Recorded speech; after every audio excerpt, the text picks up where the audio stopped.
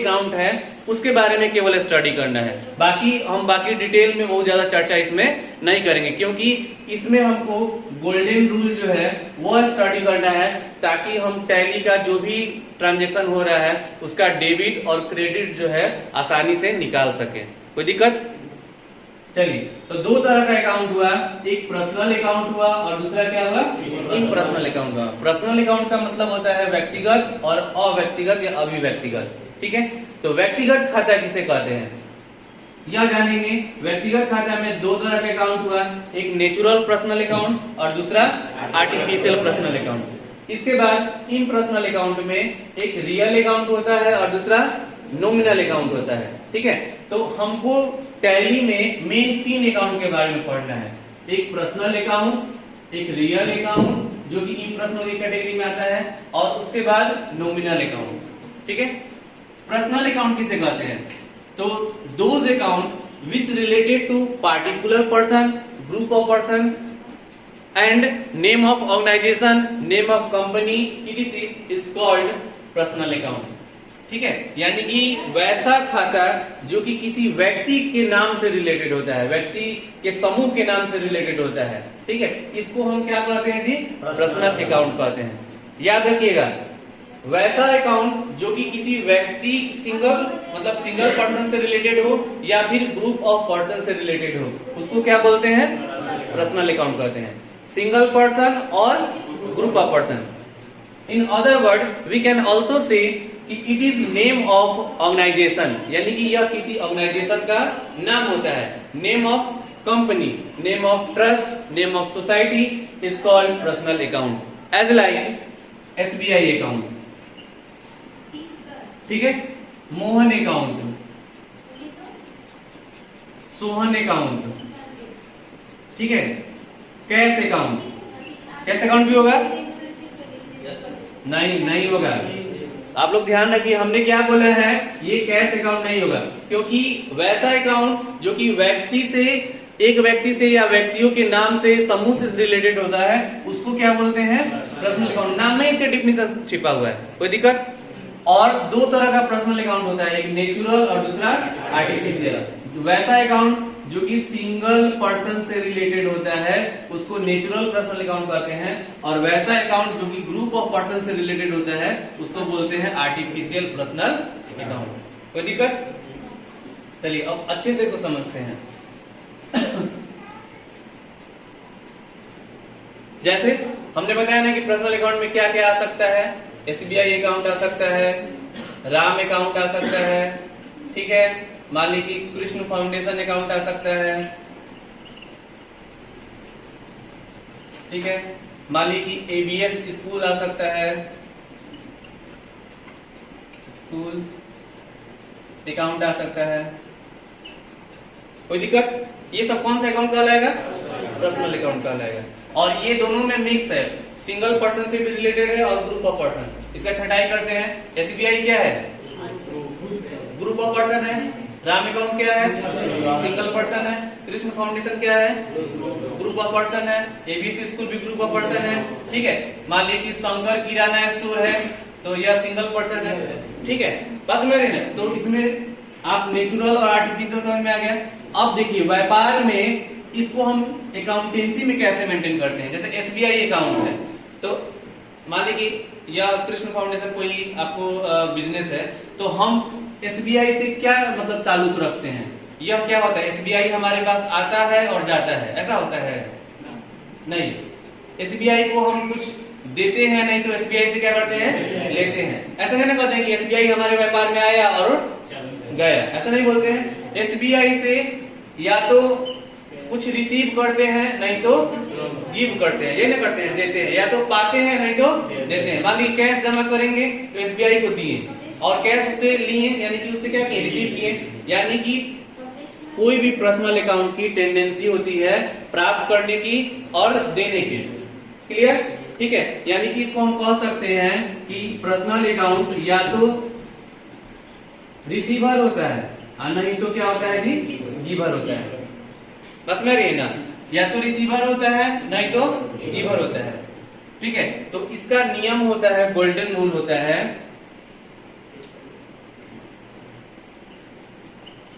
Golden rule of personal account, यानी कि accountancy करने का गोल्डन रूल होता है पर्सनल अकाउंट का कि डेबिट द रिसीवर। क्या होता है जी? Debit the receiver. हाँ, डेबिट को शॉर्ट में डीआर लिखे हैं, क्रेडिट द गिवर। सब लोग बोलिए, debit the receiver, credit the giver. Debit the receiver, credit the giver. सबको याद हो गया? यानी कि जो भी प्राप्त करता होता है, रिसीव करने वाला होता है, उसको हम किस कॉलम में दिखाते हैं जी? डेबिट में। और जो देने वाला होता है उसको कहां दिखाते हैं? क्रेडिट में। क्लियर? प्राप्त करने वाले को कहां दिखाते हैं?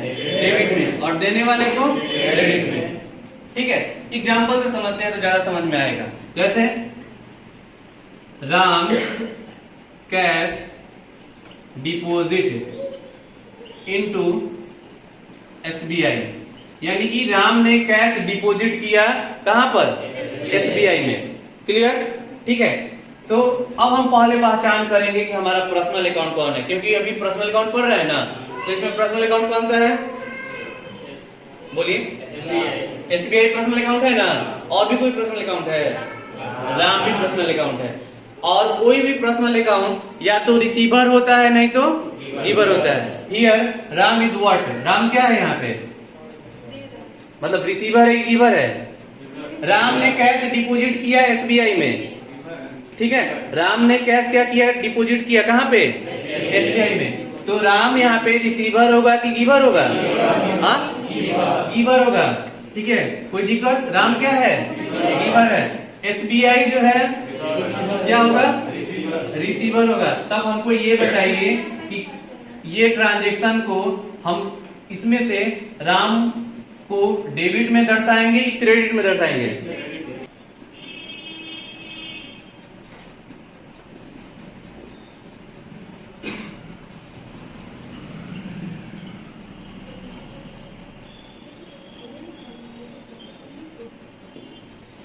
एकदम सिंपल सिंपल डिफिनेशन है, तुरंत समझ में आ जाने वाला।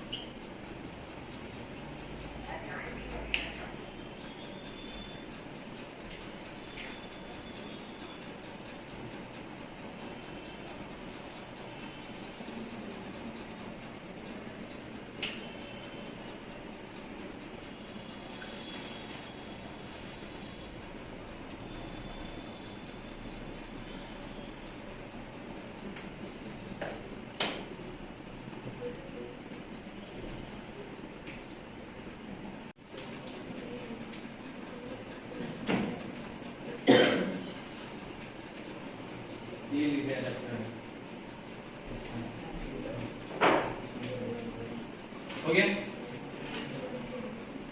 बनाया नहीं बनाया तो एक बार समझ लीजिए पहले इसको। चलिए 2 मिनट होल्ड कीजिएगा। देखिए, पर्सनल अकाउंट बताए हैं। अब कौन सा अकाउंट है जी? Real account. इसको हिंदी में क्या बोलते हैं? वास्तविक खाता बोलते हैं। ठीक है, रियल अकाउंट क्या है? तो it is a type of impersonal account, यानी कि यह एक प्रकार का इम्पर्सनल अकाउंट है, which not related to personal account, जो कि पर्सनल अकाउंट से रिलेटेड नहीं होता है। यह किसी व्यक्ति के नाम से रिलेटेड नहीं होता है, ना ही व्यक्तियों के समूह के नाम से रिलेटेड होता है। रियल अकाउंट किसे कहते हैं? तो it is related to real assets, यानी कि यह किससे रिलेटेड होता है? हाँ, रियल एसेट से, वास्तविक संपत्ति से। संपत्ति में जैसे क्या आया? नगद संपत्ति हुआ, बिल्डिंग संपत्ति हुआ, फर्नीचर हुआ, मशीनरी हुआ, ठीक है, डेस्क हुआ, गुड्स हुआ, ये सारा क्या है? संपत्ति है। अब राम अकाउंट है, तो राम अकाउंट कोई संपत्ति का है जी? नहीं है, ठीक है। उसका खरीद बिक्री करते हैं लोग? नहीं। उसके बाद जो है, लेकिन कैश का लेन देन होता है। और रियल अकाउंट में उसका टेंडेंसी क्या होता है? कम्स होने का और गोल होने का, ठीक है। तो जो भी रियल अकाउंट आपके व्यापार में आएगा, जो संपत्ति आपके व्यापार में क्या होगा? आएगा, उसको डेबिट करेंगे, और जो संपत्ति जाएगा उसको क्या करेंगे? क्रेडिट करेंगे। सिंपल समझिए कि जो संपत्ति आएगा आपके व्यापार में उसको डेबिट करेंगे, और जो संपत्ति आपके व्यापार से जाएगा उसको क्रेडिट करेंगे, ठीक है। नियम होता है डेबिट व्हाट कम्स इन। क्या होता है नियम? डेबिट व्हाट कम्स इन और क्रेडिट व्हाट गोज आउट। जो संपत्ति आए उसको कहाँ मेंटेन करेंगे? डेबिट में, और जो संपत्ति जाए उसको क्रेडिट में। याद रहेगा? सिंपली ऐसे याद करना है कि जो संपत्ति आएगा आपके व्यापार में उसको डेबिट करेंगे, और जो संपत्ति जाएगा उसको क्रेडिट करेंगे, ठीक है। जैसे में एग्जांपल में है goods sales by cash. Goods का मतलब वस्तु, सामान, माल होता है ना। वस्तु जो है सेल्स किया गया, यानी कि बेचा गया, किसके द्वारा? कैश के द्वारा। तो यहाँ पर ये रियल अकाउंट है ना, क्योंकि गुड्स जो है वस्तु का नाम है, और रियल अकाउंट क्या है? कैश है। तो यहाँ पे हियर गुड्स कम्स और गोज। यहाँ पे वस्तु जो है आ रहा है कि जा रहा है? बेचेंगे तो क्या होगा? जाएगा ना, और खरीदेंगे तो क्या होगा? आएगा। तो यहाँ पे आ रहा है कि जा रहा है? जा रहा है। तो रियल यहाँ पे गुड्स को कहाँ दिखाएंगे? क्रेडिट में। क्यों? क्योंकि व्हाट जो भी संपत्ति जाएगा उसको कहाँ दिखाएंगे? क्रेडिट में, और जो संपत्ति आएगा उसको डेबिट में। कोई दिक्कत? यहाँ तक समझ में आ गया ना? ये याद रखना है कि रियल अकाउंट में जो भी संपत्ति आपके व्यापार में आए, यानी कि इंक्लूड हो, ठीक है, उसको डेबिट करना है, और जो एक्सक्लूड हो, यानी कि आपके व्यापार से जाए, उसको क्या करेंगे? क्रेडिट करेंगे, ठीक है। एक एग्जाम्पल बना के दिखाइए तो। बना लिए? क्या एग्जाम्पल दिए थे? गुड्स परचेज बाय कैश, वस्तु खरीदा गया नगद के द्वारा। तो यहाँ पर क्या आएगा और क्या जाएगा? हाँ, गुड्स सामान आएगा, और नगद क्या होगा? जाएगा। तो डेबिट क्या हो जाएगा? हाँ, कैश।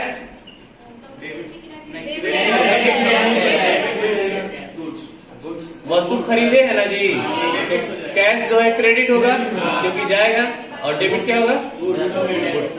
ठीक है, क्लियर हो गया? चलिए अब लिखिएगा नॉमिनल अकाउंट।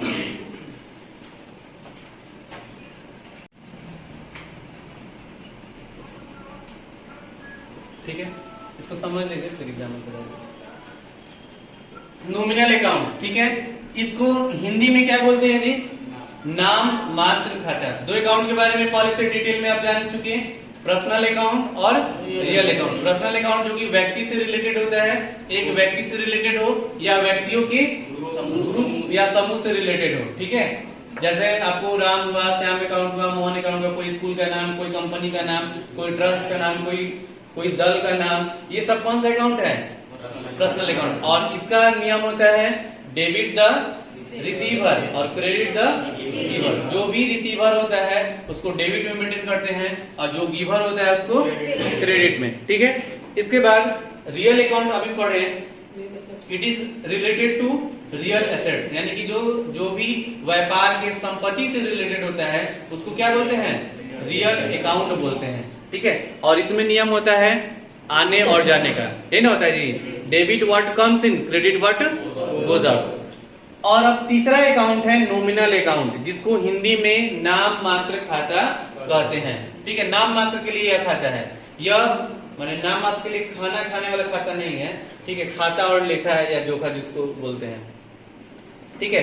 तो इसमें लिखे होंगे आप लोग those accounts which not related to person, यानी कि वैसा अकाउंट जो कि पर्सन से रिलेटेड नहीं है, किसी व्यक्ति से रिलेटेड नहीं है, व्यक्ति के नाम से रिलेटेड नहीं है, और एसेट से भी रिलेटेड नहीं है, ना ही कोई संपत्ति है, ना ही व्यक्ति के नाम से रिलेटेड है।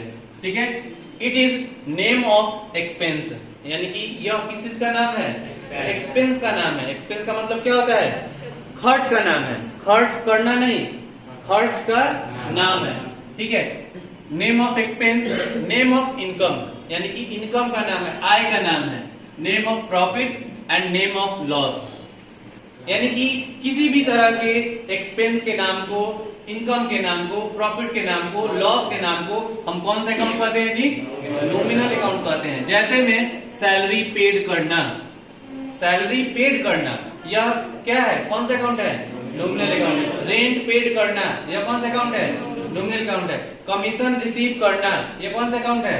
नॉमिनल अकाउंट है। टैक्स पेड करना यह कौन सा अकाउंट है? नॉमिनल अकाउंट है। ठीक है, जीएसटी अकाउंट, ये सारा चीज ठीक है आपको नॉमिनल अकाउंट में आता है। और इसका गोल्डन रूल होता है debit all expenses and losses, यानी कि जितना भी एक्सपेंस और लॉस होता है उसको हम अकाउंट के डेबिट पार्ट में दिखाते हैं, और जो भी प्रॉफिट और इनकम होता है उसको किस पार्ट में दिखाते हैं? क्रेडिट में।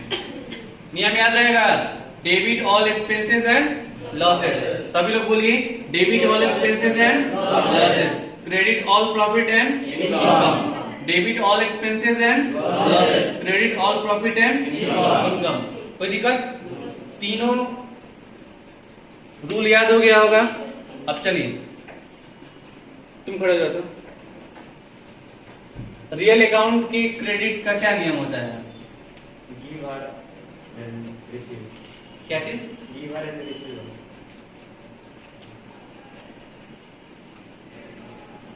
कौन सा अकाउंट पूछे? रियल अकाउंट पूछे ना जी? रियल अकाउंट में वही होता है। बैठो, बार बार रिपीट कर रहे हैं, एक बार फिर से ध्यान से सुन लीजिए। पर्सनल अकाउंट में होता है debit the receiver, credit the giver. ये किसके लिए? पर्सनल के लिए। रियल के लिए होता है debit what comes in, credit what goes out. Nominal के लिए होता है debit all expenses and losses, credit all profit and income या गेन, जो भी कहिए। कोई दिक्कत? चलिए अब एग्जाम्पल देके समझते हैं। क्वेश्चन लिखिए, एक्सरसाइज लिखिए।